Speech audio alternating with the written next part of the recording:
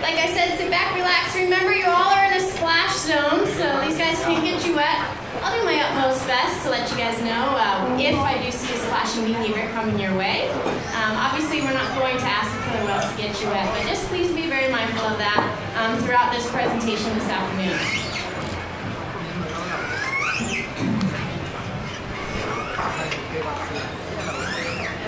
All right, so we'll go down the list again. So Ulises, he's that large 10,000-pound male killer whale. We have Kalia, she's in the middle. She's that 14-year-old female. She's also the mother to baby Amaya. To the left of Kalia is Shouka. She's gonna wave hello to all of you guys. And 3, 2, and 1. There's Shouka. She's so cool. And then on the far side down there, we have Amaya. She's our youngest killer whale over here. You're gonna watch Candace interacting with Amaya. They've got a really great relationship. She is definitely, just like Ulises, very relationship-oriented animal. So you'll see that Candace has a whole bunch of toys and different fun things set up. You might be wondering, why is she pouring water in her mouth? Maya likes that. My guess is that water is a little bit warm, just ever so slightly. You see Candace nodding her head. They definitely enjoy that sensation on their tongue. We can feed them ice cubes. You can see one of our other behaviors in front of me.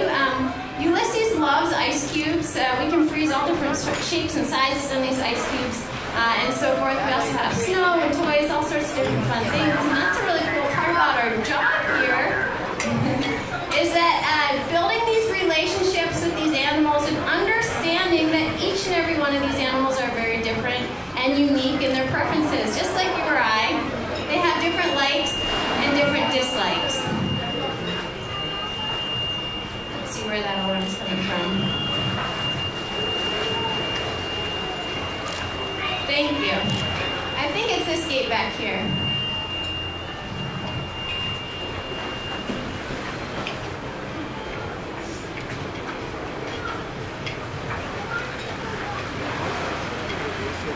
Now, a lot of people ask us here at Orca Encounter, how do you train your killer whales? How do you train these amazing animals to do some of the behaviors that you're watching here? Well, here at Seaworld, we use a very simple system. It's called positive reinforcement. What does that mean? It means we simply reinforce desirable behavior and we ignore undesirable behavior.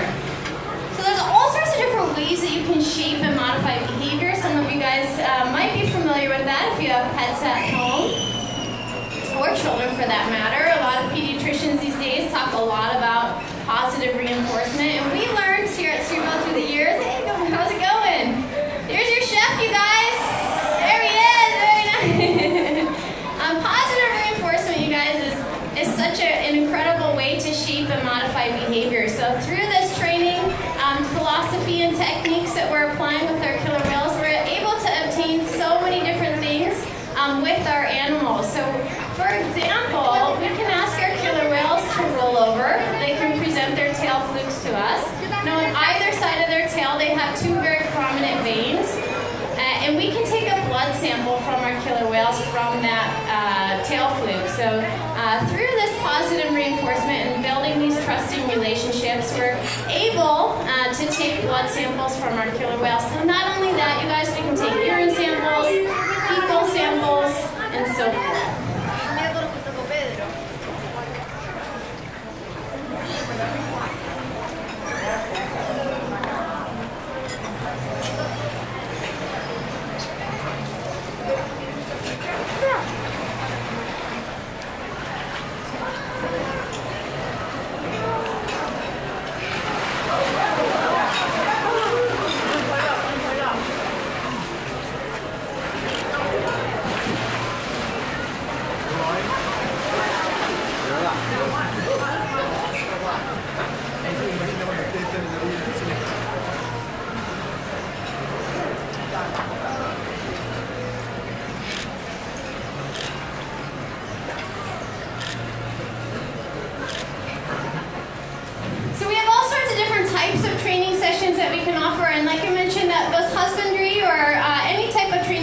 That's going to help ensure the health and the well-being of our animals is very important and so incredible in what we can obtain from our animals here. So we work with different research researchers and biologists around the world who are studying wild populations of killer whales. So through this information, through some of the sampling that we can get from our animals, blood samples, urine samples, fecal samples, we can ultrasound our killer whales. The list is endless. So through these samples that we're able to obtain, we can disseminate this information out to the biologists and researchers who are studying wild populations, these guys' counterparts.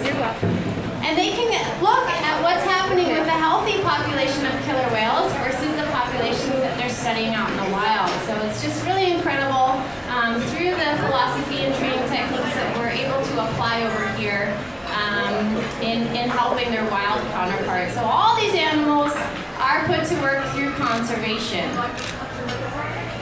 Now, having said that, little things that you guys can do, you guys can remember your 3 R's: reduce, reuse, and recycle. All that sort of things can go a long way for their wild counterparts.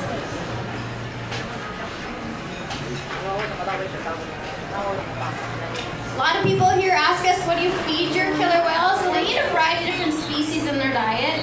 Anything from herring, mackerel, capelin, as well as salmon.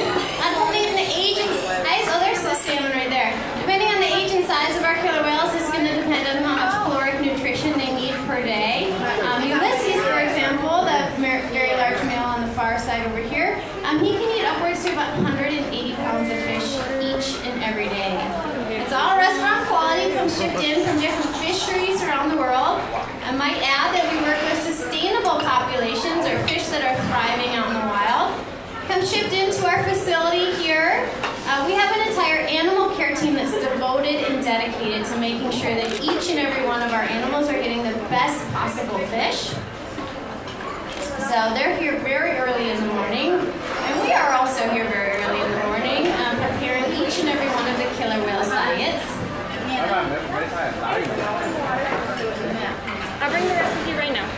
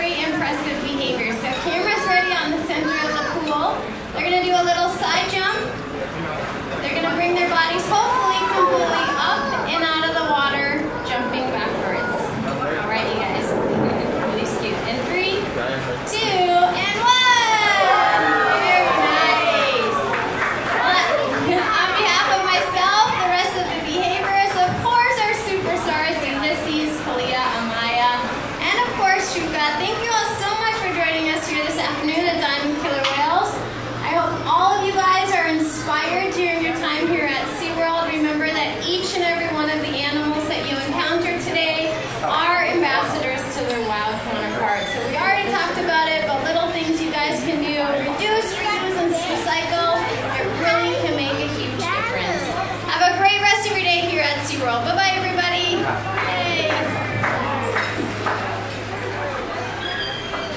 么大只，难道你给它一条吗？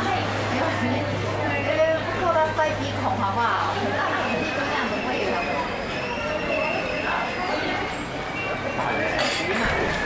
鱼你也不喜欢吗？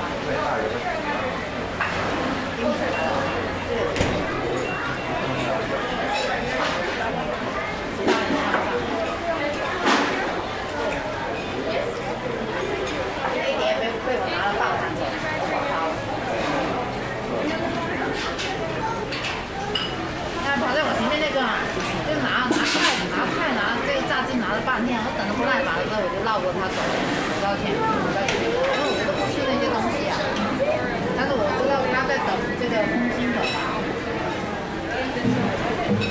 你想你们俩也跟走过去？